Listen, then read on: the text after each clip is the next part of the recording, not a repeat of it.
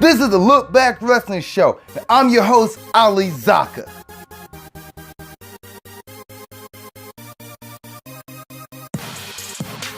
What's up, world? Welcome to the Look Back Wrestling Show. I'm your host, Ali Zakka, and we're going to review Clash of Champions, Monday Night Raw and Smackdown. It's been a phenomenal week of wrestling. Let's jump into it. So we're going to do this in 7 minutes for Clash of Champions.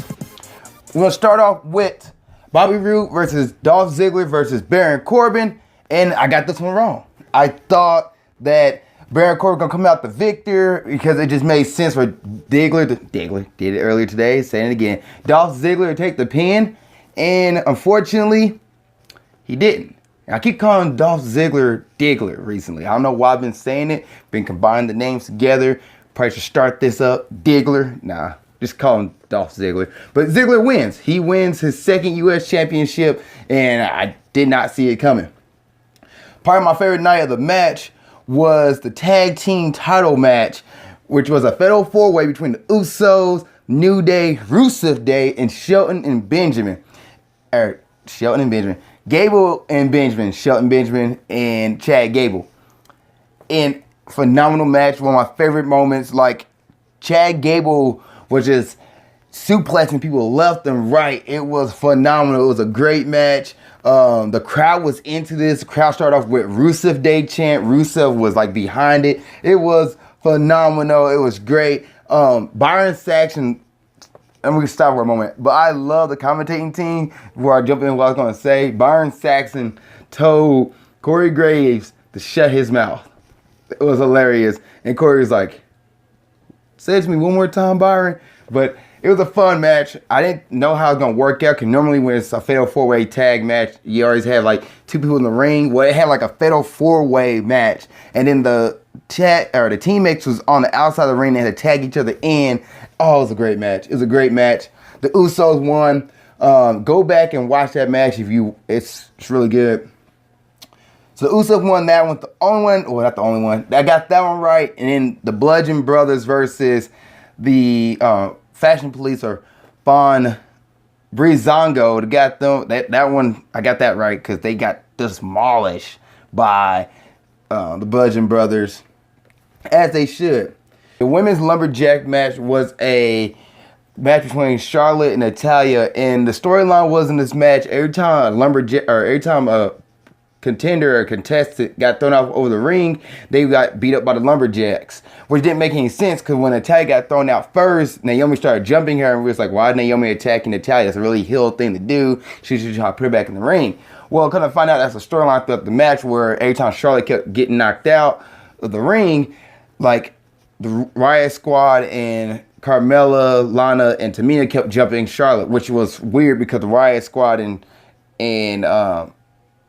the Welcoming Committee, I guess that's what they are, they was working together to take down Charlotte, which didn't make sense to me at all. Anyway, Charlotte was overcome the odds and end up winning the match.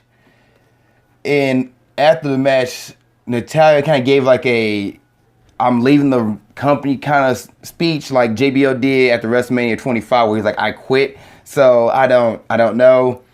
Not really, I don't know what's going on with that storyline.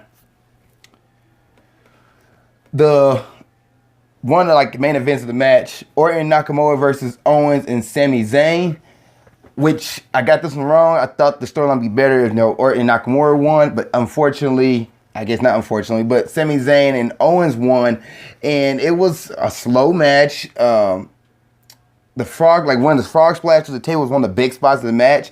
I was like, man, because it was so slow, confusing at times, because Shane McMahon and Daniel Bryan had two different sides of the ring, and they couldn't pin each other. Like, they couldn't referee the other side of the ring, and that kind of got into a little shenanigans there, where Shane was like counting on Daniel's side of the ring, but he stopped, which cost Zayn the match. And then Daniel Bryan got upset, and he like did a quick count on Shane's side of the ring, which allowed Zayn to win the match. Like, so it didn't cost him, but it almost cost him the victory there, and they ended up winning because of shenanigans. The WWE Championship match, I got this one wrong. I swore they're going to put it back on Jinder Mahal because they even pushing him through the moon, rocket strapping him. But no, AJ Styles wins and was a really good match. It was a really nice match. AJ Styles, as I say, can carry anybody. So he made Jinder look like $1 million. And there's a dueling chant. There's a Jinder Mahal, AJ Styles chant in this match. It was really good. The storyline, the leg, it was a good match. The legs of Jinder Mahal was the target, and then the back of, or the ribs of AJ Styles was the target for him. Great match. Jinder Mahal got cocky, tried to do a Styles class, and AJ turned to a calf crusher and tapping him out in the middle of the ring. Great match. And then the pre-show, Mojo Rawley won over Zack Ryder, which he should have. So that was Clash of Champions 2017. It was an overall a decent show. It wasn't like a SmackDown. It was more of a, I don't know, I give it a B-, C+ rating. It was a good show. It was a good show. Okay, now it's time for the Raw review from December 18th. So the show opens up with Kurt Angle announcing the triple threat match between Brock Lesnar, Kane, and Braun Strowman. So there's going to be a triple threat match at the Royal Rumble for the Universal title, which that caused them all to kind of brawl in the ring. Roman Reigns was not there. So you had Seth Rollins versus Samoa Joe, which Jason Jordan's like, give me Samoa Joe. And he challenged Rollins to face Joe. Joe got involved, more shenanigans. It was a really long match, good match between Jason Jordan and Seth Rollins. If anything out of this, you know that Jason Jordan can compete. That's one thing I will say. So Rollins ended up winning the match after Joe got involved, and Joe ended up tacking down Rollins, and he tacked Jason Jordan, which leads to a 6-man tag match, which was The Shield and Jason Jordan versus The Bar and Samoa Joe. It's an okay tag match. The Bar ended up winning. Ambrose got injured, kayfabe injury, I should say, because apparently he had like a really bad injury on his right arm. It's like his arm been bothering him for the past few months. It was away from the right arm on TV. Like they attacked his arm backstage, and they he got injured during the match, and he got attacked backstage, kind of solidifying that Ambrose is going to be out for a while. Woken Man Hardy threatened to delete Sister Abigail. Bray Wyatt threatened to destroy Woken Matt Hardy and end the Great War. Asuka beat Alicia Fox. Cedric Alexander beat Drew Gulak in a good match. Finn Balor faced The Miz Taraj by himself in a handicap match. The Miz Taraj gets to qualify because they start beating down Balor. Hidori Itami comes out and he makes the first appearance on Raw, and he attacks The Miz Taraj with Balor, and they do a tag team match, which Hidori hits the GTS to get the victory. Hidori is now on main stage and apparently going to be on 205 Live. One of my favorite parts of the night was Elias Sampson about to like sing to the crowd, and then he gets interrupted by Sasha. Then he gets interrupted by Mickie James. And he's like, well, all the women love Elias. And he's about to sing again. Then Bayley comes out. And one of my favorite parts of the night, Bayley's like handing her hands out for a hug. She's like giving her arms out for a hug. And Elias looks at her, smirks, and keeps walking out. And Bayley looks so sad. It was such a fun little moment there. And it ended up being Sasha, Mickie, and Bayley versus Absolution. Absolution gets disqualified, and then all the women in the locker room comes out, start attacking. Well, no, Nia Jax comes out first, and she's laying waste to Absolution. Paige takes out Nia's legs. Then the rest of the women in the locker room comes out. Asuka comes out there, so it's like, once again, 8-on-3, which makes no sense. Shane McMahon comes out, and she pretty much says, like, we're going to do a women's Royal Rumble. Everybody stops, everybody's cheering. I didn't like that, the fact that everybody started cheering and rejoicing in the ring. It should be like, okay, cool, let's get ready to go. But then, like, everybody's cheering and happy, like, oh my gosh, we're making a moment. It should be like, okay, we deserve this. We are here. I don't care if it's the first time ever. We should, like, wait a minute. It doesn't put aside any hard feelings between everybody. That's why I didn't understand. And then I didn't like the fact that Stephanie pretty much like asked the crowd for a yes chant. She goes, if this ever was a time for a yes chant, this is it. And started going, yes, yes. And the crowd started doing it with her. I'm like, that wasn't organic, Stephanie. You kind of just forced that. And that's my SmackDown review. I hate using but let me see. I didn't miss anything. So that's SmackDown review. Or sorry, that was my Raw review. Sorry about that. So that's my Raw review. Now it's time to do SmackDown Live. So SmackDown Live wasn't really that much of an impactful show. Then again, I watched this episode on Hulu, so I probably missed some stuff. If I did, I'm sorry. But I noticed there wasn't no Mojo Rawley on SmackDown. There was no Natalia on SmackDown. The show opens up with Daniel Bryan and Shane McMahon talking about everything that was been happening. They later settled the rest. Kind of came to an agreement where Bryan just told Shane, I don't want you to be like your father. I don't want you becoming your father. Shane's like, well, thanks, man, for that. Have fun running the show. Uso versus Gable and Benjamin. Love this match. I love what's going on between these two here. I hope they take this feud on like much longer. Gable ended up beating one of the Usos, so Gable and Benjamin won the match. And I hope this rivalry leads into WrestleMania. I don't care. Let them go. Charlotte comes out to talk about the Women's Royal Rumble, how like a big of a moment this is. Naomi comes out declaring herself the first ever women competitor to be in the Royal Rumble match. Then Sarah Logan and Ruby Riott and the Riott Squad comes out. So Sarah Logan and Ruby Riott fights Charlotte and Naomi. Charlotte and Naomi end up winning the match. Rusev Day and New Day backstage segment was hilarious. Rusev took one of the pancakes from Big E, pretended to eat it, and then threw it on the ground and started stepping on it, which leads to a match.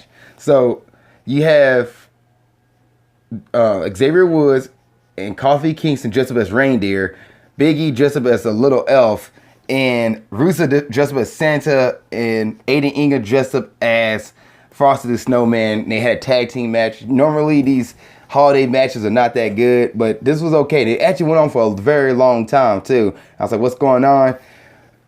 Aiden Inga get flapjacked into pancakes, which they made a reference to that. And New Day ended up winning the match.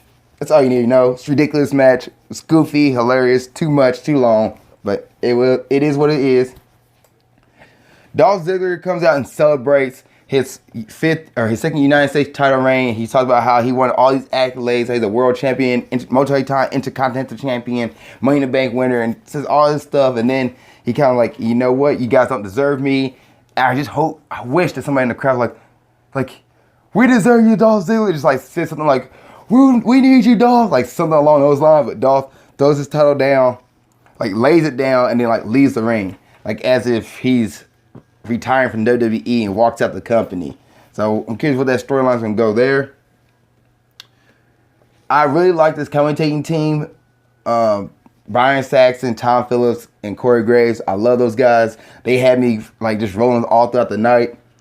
And then the finale, I guess the main event was Randy Orton, AJ Styles, and Shinsuke Nakamura versus Jinder Mahal, Kevin Owens, and Sami Zayn. Team Randy Orton wins pretty much. They won the match. Yeah, it was an okay match. It wasn't really like there's no big like appearances after this one. There's no like after this pay-per-view, there's no big appearances at a Clash of Champions. Nothing really changed. The landscape is still the same for SmackDown. And that was it. That was the episode. Tell me what you guys think of this week's episodes of Raw and Smackdown Clash of Champions. I'm looking forward to hearing you guys' comments. Please put in the comment section below. Please like, subscribe, follow. I really appreciate it if you're listening to this or watching this. Thank you guys for tuning into this episode of The Look Back on Wrestling. See you next time. Keep being awesome. Hey guys, thanks for watching this episode. I really appreciate it. Before you go, I do want to mention I started my own business. It's called Lofty Ground Athletics. It's a motivational athletic brand. Our goal is to inspire and motivate you to go after your fitness and athletic goals. Now on our website, which is www.loftygroundathletics.com, repeat that one more time, www.loftygroundathletics.com, we will have certain gear such as the Conquer Your Challenge 100% polyester shirt. Now there's 100% polyester, or repeat that, 100% polyester. It only weighs 3.5 ounces, which means it's lightweight. It won't hold you down and let you get through any of your workouts. On the back, it has Lofty Ground Athletics on it. And these shirts are $15. We have another one that is Refuse to Be Outworked, which is also a $15 shirt. Check it out on our website at www.loftygrindathletics.com, and we're going to have more gear to come. And if you're watching this episode on YouTube, please give it a thumbs up if you really enjoyed it. Please put a comment in the comment section below of a new topic or something you want me to talk about. And please subscribe. Lastly, you can follow me on Instagram there, follow me on Snapchat there for new and daily motivational tips. And you can watch the next episode or the last episode of Grind Towards Success here, and watch Movie Showdowns, which is a movie review series that I've started. Other than that, thanks for watching this episode. Keep being awesome.